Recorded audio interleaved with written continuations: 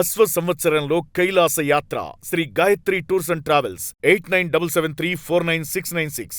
మరి అసలు భవానీపురం సంఘటన ఏంటి? ఎవరు స్పందించారు? భవానీపురంలో దాదాపు 25 మంది ఇల్లులు కూల్చేశారు. వాళ్లకు అప్పట్లోనే స్థలాలు తీసుకున్నారు, కార్పొరేషన్ నుంచి పర్మిషన్లు తీసుకున్నారు, ట్యాక్సులు కడుతున్నారు, సుప్రీంకోర్టు యొక్క తీర్పు కూడా ఉంది. అయినా కూడా వాటిని నిర్దాక్షంగా ఇల్లులు కూల్చేసినారు. దాన్ని ఎవరు పట్టించుకోవట్లేదు ఏంటి? అసలు నాకు అర్థం కాలేదు. మీలాంటి వారు కూడా పట్టించుకుంటున్నారు? నేను వెళ్ళాను, వాళ్ళ బాధితులకు బాసటగా నిలబడ్డాను. నేను వాళ్ళ కేసును కూడా టేకప్ చేయబోతున్నాను. I'm going to take up their case. అది తర్వాత పెడితే ఎందుకు అంటే సార్, ఇప్పుడు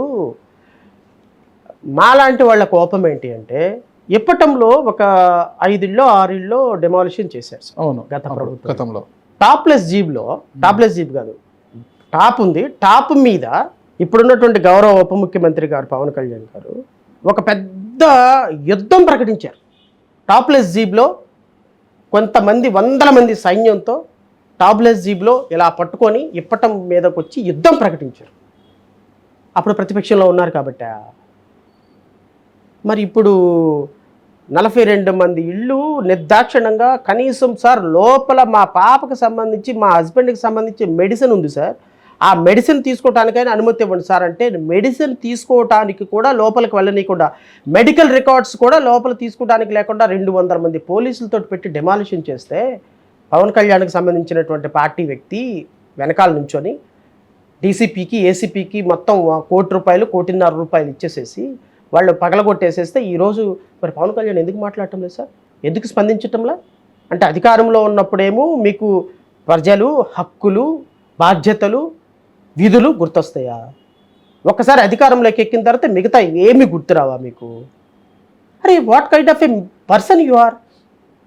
మరి కనీసం మనం ప్రజలు సిగ్గున్నా ఉండదా మనకి? ఎవరన్నా అడుగుతారు మనల్ని? ఇప్పుడు సార్ సైలెంట్గా ఉండే పొలిటీషియను, ఇప్పుడు చంద్రబాబు నాయుడు గారు ఉన్నారు సార్. చంద్రబాబు నాయుడు గారు ఎప్పుడూ కూడా సనాతన ధర్మం అని అనలా. చంద్రబాబు నాయుడు గారు ఎప్పుడు కూడా నేను క్రిస్టియన్ని, నాకు దేవుడు అంటే నమ్మకం లేదు అనలా. చంద్రబాబు నాయుడు గారు ఎప్పుడు కూడా నేను జీరో పాలిటిక్స్ తీసుకొస్తానని అనలా. చంద్రబాబు నాయుడు గారు ఎప్పుడు కూడా పవన్ కళ్యాణ్ లాగా చెప్పిన ఏ సొల్లు కబుర్లు, సోది కబుర్లు ఆయన చెప్పాల. ఇప్పుడు ఆయన్ని మనం ప్రశ్నించడానికి అవకాశం లేదు. ఎందుకు లేదు? ఆయన ఎప్పుడు చెప్పలా. ఆయన జగన్మోహన్ రెడ్డిని విమర్శ, వ్యవస్థాకృతమైనటువంటి కరప్షన్ మీద మాట్లాడుకొని వెళ్ళిపోయినాడు. కానీ పవన్ కళ్యాణ్ ప్రజలని మ్యానిపులేటెడ్ పాలిటిక్స్ చేసేసి, మ్యానిపులేటెడ్ పాలిటిక్స్లో ప్రజలను ఒక మానియాలోకి తీసుకెళ్ళిపోయి, ఆకాశంలోకి, ఊహా అనేటువంటి ఆకాశంలోకి తీసుకెళ్ళిపోయి అక్కడి నుంచి పడేసాడు కింద. అంటే పవన్ కళ్యాణ్ అనేటువంటి వ్యక్తి ఒక రాజకీయాలు మార్చడానికి వచ్చిన అతీతమైన వ్యక్తి అని చెప్పి తీసుకొని వెళ్ళిపోయి, ఈ రోజున అసలు నాకేం సంబంధం లేదు. ఇప్పుడు ఏదో నిన్న మొన్న నేను ఏదో చూశాను, కఠినమైన చట్టాలతోటి ఈ ప్రజలని నేను సేవ్ చేయాలి, ఇలాంటి వ్యక్తులు తప్పు జరగకుండా చూడాలి అని చెప్పినటువంటి పవన్ కళ్యాణ్ నిన్న ఏమంటున్నారు తెలుసా? క్రైమ్ అనేది ఇది సొసైటీలో భాగం అయిపోయిందండి. మనం క్రిమినల్స్ని తగ్గించాలి వీలైనంత వరకు. అంటే క్రిమినల్స్లోనే రిపెంటెన్స్ రావాలంట. ఎవరిలో? చట్టం ఏం చేయడానికి ఏం ఉపయోగం లేదంట. వాళ్ళంతటికీ వాళ్ళే చిచి మనం క్రైమ్స్ చేయకూడదు అని వాళ్ళు ఫీల్ అయ్యి అనుకుంటే క్రైమ్ రేట్ తగ్గుద్దంట. మరి ఈ మాట అప్పుడు ఎందుకు చెప్పలే? క్రైమ్ రేట్ తగ్గించాలంటే ఏం చేస్తాను చూడు, 48 గంటలు పోలీసులకు ఫ్రీ హ్యాండ్ ఇస్తే చూడు, అసలు రాష్ట్రంలో కొత్త చట్టాలు తయారు చేసి చిన్నపిల్లల్ని, ఆడపిల్లల్ని పట్టుకోవాలంటే పట్టుకుని ఎవడైనా ఆడపిల్లని రేప్ చేయడానికి ప్రయత్నం చేస్తే వాడిది పట్టేసుకుని కోసేస్తాను, నరికేస్తాను, తుమ్ముడేస్తానని అన్నారుగా. అవి అన్నారు కాబట్టి ఆయన అడగాల్సి వస్తుంది. లేకపోతే ఆయన ఎవరు అడుగుతారండి? మాకేం పని ఆయన అడగటం అంటే? బుద్ధి తక్కువ మాకే లేదు. ఇప్పుడు మీరు ఇంతకుముందు ఏదో అన్నారు, పవన్ కళ్యాణ్ ప్రశ్నిస్తే గొప్పోళ్ళు అయిపోతారు కానీ. పవన్ కళ్యాణ్ అనేటువంటి వ్యక్తి ఉప ముఖ్యమంత్రి పదవి నుంచి కిందకి దిగిపోమానండి. అసలు పవన్ కళ్యాణ్ అనేటువంటి ఒక వ్యక్తి ఉన్నాడు అని కూడా మర్చిపోతాం మేము రాష్ట్రంలో. మీరు మర్చిపోతారు కానీ అభిమానులు మర్చిపోరు కదా. మర్చిపోవాలండి. మీరు అంటున్నారు కదా పవన్ కళ్యాణ్ ప్రశ్నిస్తే గొప్పోళ్ళు అవుతారని. మీరు ప్రశ్నిస్తారు. పవర్ స్టార్ అనేది అలాగే ఉంటుంది. పవర్ స్టారా, పవర్ లెస్ స్టారా? పవర్ స్టార్ అక్కడ ఏం పవర్ ఏం లేదు, ఆడేం పవర్ లేదు. ఆ స్టార్ ఉంది, ఆ స్టార్ కూడా ఎలాగనే స్టార్. అది ఆ స్టార్కి పవర్ లేదు, ఆ పవర్కి పవర్ లేదు. ఈ పవర్ స్టార్లు దేనికోసం పవర్ స్టార్లు? దేనికోసం పవర్ స్టార్లు అండి? ఈ పవర్ స్టార్లు చెప్పుకోవటానికను పుస్తకాలు రాసుకోవడానికి బాగానే ఉంటాయి. ప్రజల దగ్గరకు వచ్చేటప్పటికి పవరు లేదు, స్టారు లేదు. సో కాబట్టి నేను ఆయన ఉప ముఖ్యమంత్రి అయ్యారు కాబట్టి, ప్రజలకి ఇవి చేస్తాను అని ఉప ముఖ్యమంత్రి అయ్యారు కాబట్టి, ఒక ప్రతిపక్ష నాయకుడిగా, ఒక రాజకీయ పార్టీ అధ్యక్షుడిగా నేను ఒక్కడనే అనుకున్నాను. నేను ప్రశ్నిస్తున్నా. నా ప్రశ్నలకి మీరు సమాధానం ఉందనుకోండి, చెప్పండి. నా ప్రశ్నలకి మీ సమాధానం లేదనుకోండి, ప్రజలు ఆలోచించుకుంటారు. అంతేగాని మీరు ప్రశ్నిస్తున్నారు, పవన్ కళ్యాణ్ ప్రశ్నించేంత పెద్దోళ్ళ అంటే, అరే మోడీ లాంటి భారతదేశంలో 14 సంవత్సరాలు ప్రధానమంత్రిగా పనిచేసి ప్రపంచంలోనే ఒక పెద్ద పార్టీకి అధిపతిగా ఉన్న మోడీనే ప్రశ్నిస్తామండి. This is a democracy. Pawan Kalyan ఎంత ఆఫ్టర్ ఆల్? ఆయన్ని ప్రశ్నించడానికి మాకు స్థాయి అవసరం ఏంటుంది? మేము మాట్లాడే దాంట్లో తప్పేమనుందా? ప్రశ్నిస్తే దాంట్లో అడగండి. పవన్ కళ్యాణ్ ఫోటో ఎందుకు పెడుతున్నారు? ఆయన పెట్టుకుంటే మీకు ఇబ్బంది? పెట్టకూడదు. పెట్టిన ఇబ్బంది ఏంటి? పెట్టకూడదు. పెట్టాలి అంటే రూల్ ఉండాలి. రూల్ లేకుండా నువ్వు ఎట్టి పెడతావు? రఘురామకృష్ణరాజు వెనకాల ఫోటోలు పెట్టుకొని పవన్ కళ్యాణ్ అని చంద్రబాబు నాయుడు ఫోటోలు పెట్టుకొని జోగి రమేష్ అరెస్ట్ మీద స్పందించటం, రోజాని ఎప్పుడు అరెస్ట్ చేస్తారని అడగటం, జోగి రమేష్కి ఈరోజు జైల్లో దబిడిదిబ్బిడే అంటాం, రాజకీయ పార్టీలాగా మీటింగ్లు పెట్టడం, రాజకీయ పార్టీలాగా స్పీచ్లు ఇవ్వటం, ఏబిఎన్ టీవీ5లో డిబేట్లో పాల్గొని చిన్నపిల్లోడు సంకనెక్కి చందమామ రావే జాబిల్లి రావే అన్నట్టు జగన్మోహన్ రెడ్డి నాకు ప్రతిపక్ష హోదా కావాలని మారాన్ చేస్తున్నాడండి అసెంబ్లీలో చిన్నపిల్లోళ్ళలాగా అని ఒక ప్రతిపక్ష నాయకుడు గురించి ఏబిఎన్ ఛానల్లో కూర్చొని డిప్యూటీ స్పీకర్ సర్కాస్టిజంగా మాట్లాడితే అది డెమోక్రసీ. మీరు చూసుకొని కళ్ళు మూసుకొని కూర్చోవాలి. నువ్వు డిప్యూటీ స్పీకర్వా లేకపోతే తెలుగుదేశం పార్టీ మినిస్టర్వా? If you want to make a comment against a political opposition leader, you resign as a deputy speaker and then go and take a minister portfolio. Then talk whatever nonsense you want. Okay sir, రాజధాని అమరావతి 2015లో తెర మీదకి వచ్చింది. అదొక planning అయింది. రాజధాని అమరావతిలో ఉంటుంది ఇది అనేసి ఇన్ని గ్రామాలు కలిపి ఇన్ని 33 ఎకరాల భూమి, ఇంకా మిగతా ప్రభుత్వ భూమి వస్తుంది. ఇదే మిగులుబాటు అవుతుంది. ఇది నమ్మితే చాలు, డబ్బులు వస్తే సెల్ఫ్ సస్టైన్ అన్నమాట. ఇప్పుడు చట్టం ముందుకు వచ్చింది, పార్లమెంటుకి ఇప్పుడు వచ్చింది. అది ఇంకా ఇంతవరకు ఏంది కాలేదన్నమాట. 2015 నుంచి ఇప్పటి వరకు కాలేదు. అయితే ఇప్పటికీ రాజధాని ఏమవుతుంది? ఇక్కడేమో రాజధాని అమరావతి అంటున్నారు. డెవలప్మెంట్ చూస్తే వైజాగ్లో జరుగుతోంది. మొత్తం పరిశ్రమలు అన్నీ కూడా అక్కడికే వెళ్తున్నాయి. ఇక్కడ ఇంకా ఏం స్టార్ట్ కాలేదు. మొత్తం అక్కడ గూగుల్ అంట, టీసీఎస్ అంట, కాగ్నిజెంటు ఇలా మొత్తం అక్కడికి వెళ్ళిపోతున్నాయి. మరి అసలు రాజధానిలో ఏం జరుగుతోంది? ఇంతకుముందు 33,000 ఎకరాలు చాలా అన్నవాళ్ళు, ఇప్పుడు మళ్ళీ ఒక 40,000 ఎకరాలు 50,000 ఎకరాలు అవి అంటున్నారు. ఇంకొక 16,000 ఎకరాలు సిఆర్డీఏలకు తీసుకుంటామంటున్నారు. అసలు ఏం జరుగుతుంది అంటారు ఇక్కడ అసలుకి రాజధానిలో? సార్ నేను అనుకోవటం, రాజధానిని పూర్తిగా డెవలప్ చేసే ఉద్దేశం చంద్రబాబు నాయుడికి అండ్ కూటమి ప్రభుత్వానికి లేదు. ఎందుకు లేదు అంటే, మీరు లీడర్ సినిమా చూశారు కదా? చూసా. దాంట్లో గొల్లపూడి మారుతీరావు రాణా అని ఒక మాట అడుగుతాడు, సార్ ఎందుకు మీరు ఇట్లా ఉన్నారు, ఇంకో రేపమ్మపోతే చచ్చిపోతారు కదా, ఎందుకు మీరు ఇంకా ప్రజల్ని ఇట్లా పీడిస్తున్నారు అంటే, ప్రజల్ని ఎప్పుడు కూడా కంఫర్ట్గా పెట్టకూడదయా. వాడు కష్టపడి బిర్యానీ సంపాదించుకొని తిండామని చూస్తే బిర్యానీ లాగేసుకోవాలి. ఆడు అటు ఇటు చూసి వెళ్ళిపోయి సరేలే అని అన్నం తెచ్చుకుంటాడు. అన్నం కూడా లాక్కోవాలి. నువ్వు అన్నం కూడా లాక్కొని రైస్ ఫ్రీ అనాలి. ఆ రైస్ ఫ్రీ అని చెప్పి వాడు గంజి వండుకొని తింటే ఆ గంజి ఆడికిస్తే వాడు ఎప్పుడు నీకు బానిసలాగా పడి ఉంటాడు. ఇది exactly principle is applicable to Chandrababu Naidu. Amaravati ప్రజలని డెవలప్ చేయటం ఆయనకి ఇష్టం లేదు. అమరావతి డెవలప్ చేయటం ఎందుకు ఇష్టం లేదు అంటే, అమరావతి డెవలప్ అయితే చంద్రబాబు నాయుడు, అమరావతి డెవలప్ అయితే ప్రజలు ఏం డెవలప్, ఇది ఇంకా ఏం డెవలప్మెంట్ ఉంది, ఇంకా చంద్రబాబు నాయుడుతో మనకు అవసరం ఏంది అనుకుంటారు. ఈవెన్ అమరావతిని 2014 నుంచి 19 వరకు ఇప్పుడు ప్రజలకు అర్థమయ్యే రీతిలో ఒక మాట చెప్తాను నాగరాజు గారు. మీకు ఒక బాబు పుట్టాడు. ఫస్ట్ మీరు పుట్టగానే 6 నెలలకి ఏం చేస్తారు? ఒక పేరు పెడతారా బాబుకి? పేరు పెట్టిన తర్వాత 3 సంవత్సరాల తర్వాత స్కూల్లో వేశారు. ఆ పేరుని స్కూల్లోకి వెళ్ళి రాయిస్తారు కదా, ఖచ్చితంగా కదా. బాబుకి ఏదో పేరు ఉండాలి, ఆ పేరు లీగలైజ్ అవ్వాలి కదా. 2014 నుంచి 19 వరకు అమరావతిని క్యాపిటల్గా చేసి ఎందుకు లీగలైజ్ చేయలేదు మీరు? కరెక్ట్. ఎందుకు లీగలైజ్ చేయలేదు అమరావతిని? సింగిల్ క్యాపిటల్ అమరావతిగా కేంద్ర ప్రభుత్వ చట్టం ద్వారా ఎందుకు లీగలైజ్ చేయలేదు మీరు ఆ రోజే కానీ లీగలైజ్ చేసినట్టయితే జగన్మోహన్ రెడ్డి వచ్చి 3 రాజధానులు అనేటువంటి ఆట మొదలుపెట్టేవాడు కాదు కదా. కరెక్ట్. నేను ఆ రోజున ఇదే ప్రశ్న చేశాను.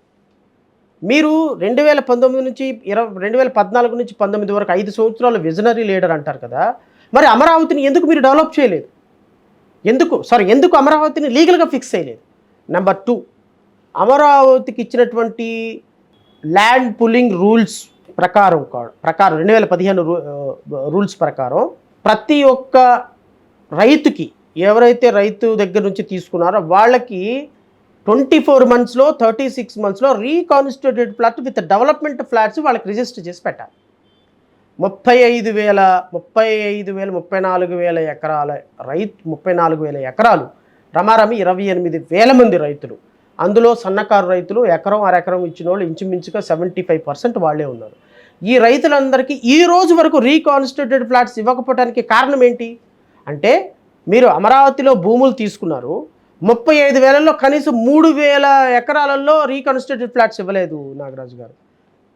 ఆ రైతులు ఈ రోజు వరకు రీకాన్స్టిట్యూటెడ్ ఫ్లాట్స్ లేక అల్లల్లాడిపోతున్నారు. వాళ్ళు అమ్ముకోవటానికి భూమి ఉంది, సాగు చేసుకోవడానికి భూమి పనికిరాదు, అమ్ముకోవడానికి భూమి పనికిరాదు, రీకాన్స్టిట్యూటెడ్ ఫ్లాట్స్ ఇవ్వలేదు, రీకాన్స్టిట్యూటెడ్ ఫ్లాట్స్ ఇచ్చిన వాళ్ళకి డెవలప్డ్ రీకాన్స్టిట్యూటెడ్ ఫ్లాట్స్ ఇవ్వలేదు, దానికి శానిటేషన్ లేదు, రోడ్డు లేదు, ఏమీ లేదు.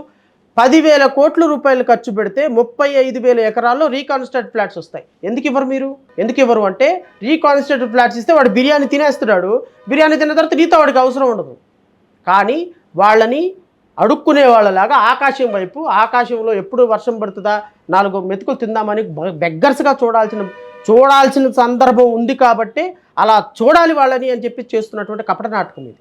నెంబర్ 2, ఈ రోజు వరకు 2025 వచ్చి వాళ్ళకి 18 ఏళ్ళు 19 ఏళ్ళు అవుతున్నా అమరావతికి ఒక పేరు ఫిక్స్ చేసి ఆ పేరుని వాళ్ళు లీగలైజ్ చేయలేకపోతున్నారు. బెడ్గా బిల్లు, అదిగా బిల్లు. అది కూడా మేము మొన్న గొడవ చేస్తే అమరావతి రైతులు మాలాంటి వాళ్ళ మీడియాలో మాట్లాడి, మీరు ఎందుకు అమరావతిని లీగల్గా ఫిక్స్ అయ్యారు, ఇది మీకు ఏదో సీక్రెట్ ఎజెండా ఉందని మాట్లాడి ప్రజల్లోకి వెళ్తున్నాం కాబట్టి అది భయపడి ఈరోజు తీసుకుని వెళ్ళి పార్లమెంట్లో మోడీ దగ్గరికి వెళ్ళి బాబు అని బిల్లు పెట్టండి అని చెప్పి బతిలో ఆడుకుంటున్నారు.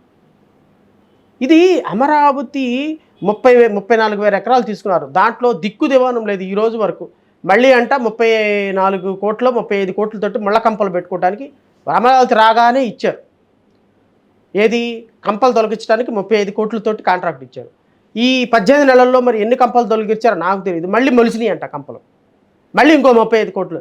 అంటే ఈ 35 కోట్లు మొత్తం కూడా మంత్రి నారాయణ బినామీ, మంత్రి నారా లోకేష్ బినామీ కంపెనీలే.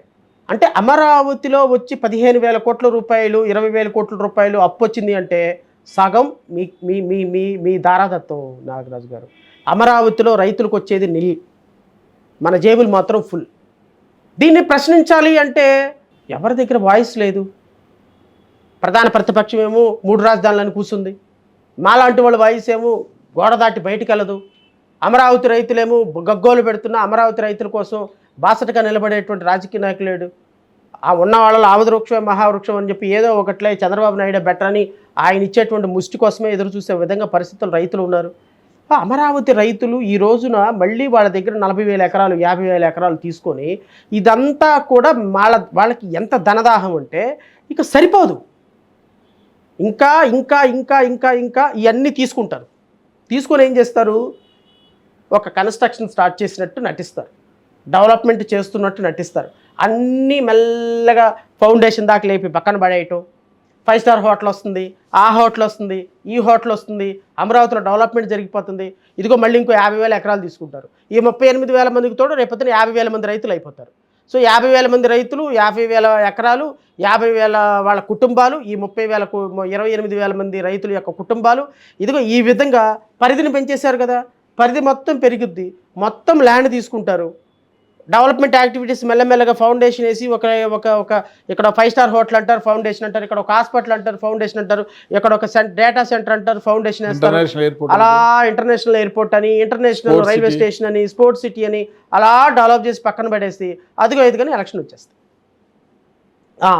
అబ్బాయి ఇప్పుడు చెప్పండి, మీరు మళ్ళీ మాకు ఓట్లు వేస్తేనే అమరావతి డెవలప్ అవుతుంది. మళ్ళీ మీరు జగన్కి ఓట్లు వేసారా 3 రాజధానులు అంటాడు. ఇప్పుడు ఇదంతా చూసారా, మీరు రైతులు 50,000 ఎకరాలు ఇచ్చారు, మీరు 38,000 ఎకరాలు ఇచ్చారు, మీకు డెవలప్మెంట్ ఆగిపోయింది, ఇక్కడ ఇన్వెస్ట్మెంట్ పెట్టిన వాళ్ళు ఉన్నారు. మీరు అనివార్యమైన పరిస్థితుల్లో మమ్మల్ని ఎన్నుకోవాలి. పవన్ కళ్యాణ్ చెప్పాడు కదా 15 సంవత్సరాలు పల్లకి మోస్తారని. 15 సంవత్సరాలు పల్లకి మోయటానికి ఆయన, 15 సంవత్సరాలు అధికారం రిటైన్ చేసుకోవడానికి వీళ్ళు చెయ్యని ప్రయత్నం ఉండదు.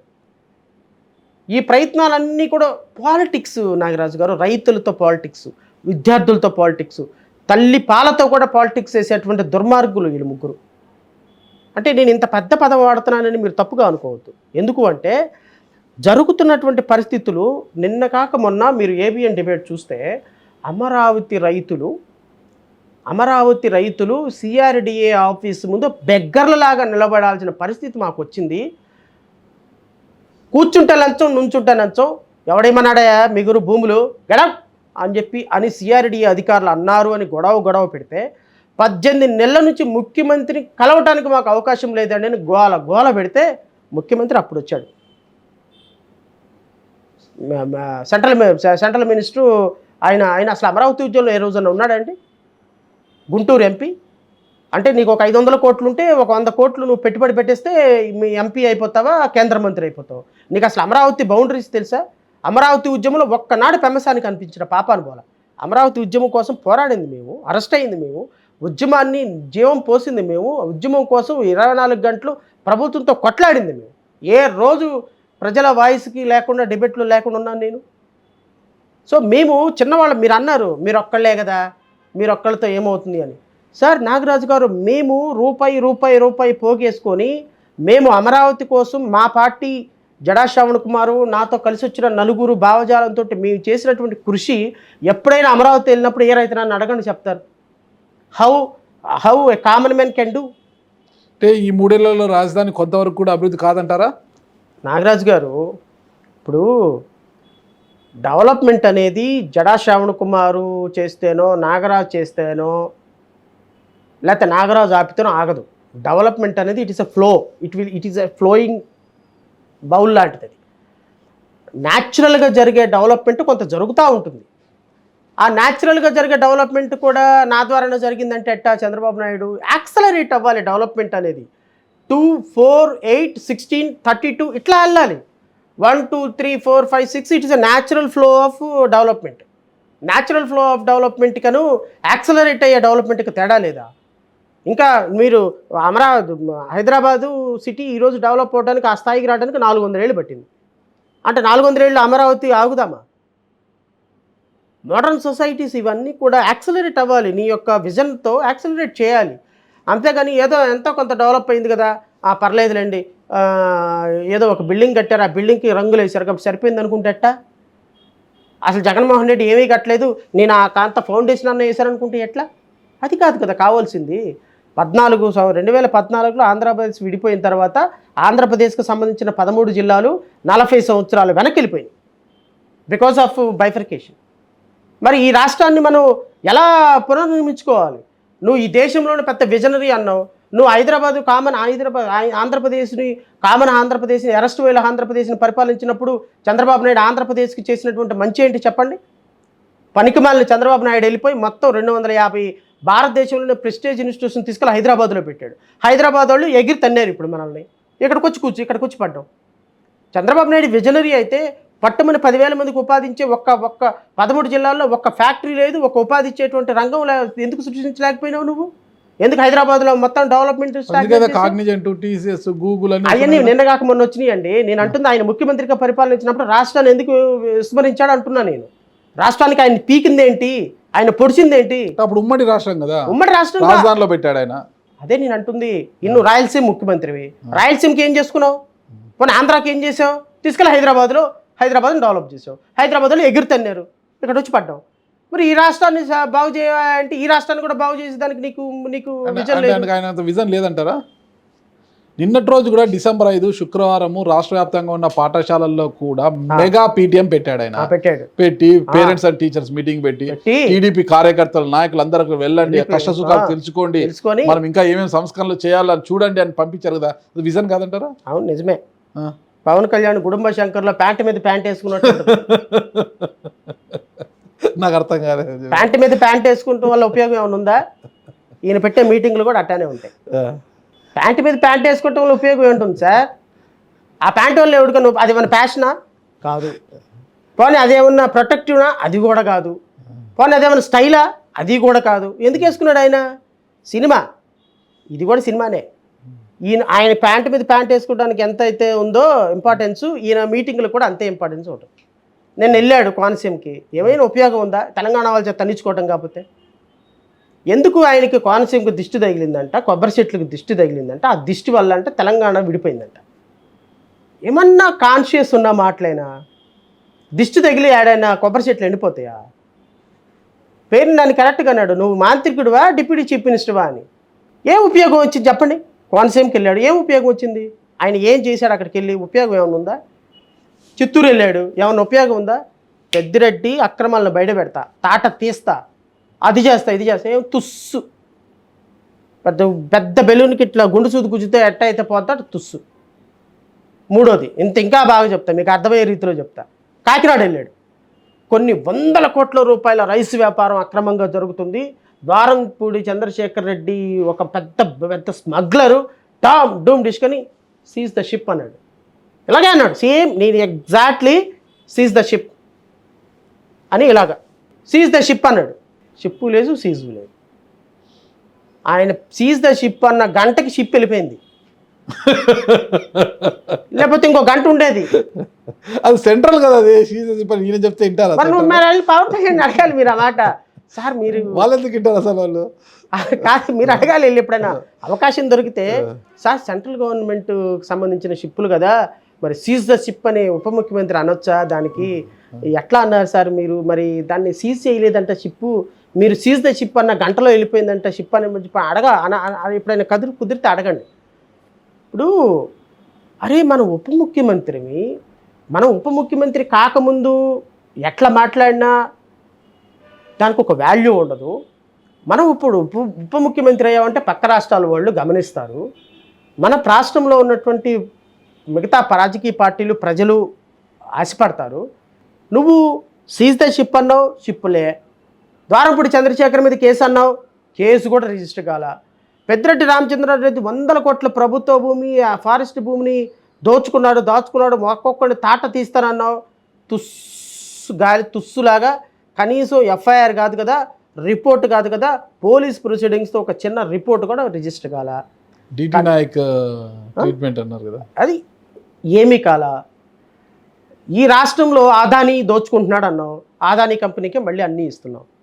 మేకా వాళ్ళు మొత్తం పోలవరం దోచుకున్నారన్నావు, ఆ కంపెనీలకే మొత్తం దోచిపెడుతున్నారు. నాగరాజు గారు, ఈ రాష్ట్రంలో నేను మాట్లాడే ప్రతి మాట చాలా కాన్షియస్గా మాట్లాడుతున్నా, ప్రజలు అర్థం చేసుకోమని కోరుతున్నా, మీ ద్వారా రాష్ట్ర ప్రజలను కూడా కోరుతున్నా. నిజంగా నిజాయితీగా ప్రభుత్వం పనిచేస్తే మనం ఎన్ని మాట్లాడినా కూడా ప్రజలు విశ్వసించరు. కానీ on apparent of the face of the record it is showing ప్రభుత్వం కావాలని అబద్ధాలు చెప్పి ఆ అబద్ధాలని నిజాలుగా నమ్మించే ప్రయత్నంలో అబాస్పాలవుతుంది. పవన్ కళ్యాణ్ గారు ప్రతిపక్ష నాయకుడిగా చెప్పిన ఒక్క మాట, సార్ ఆయన ముఖ్యమంత్రి అయిన తర్వాత చేశాడు అని చూపించండి ఒక్క మాట, నేను మిగతా 99 మర్చిపోతా.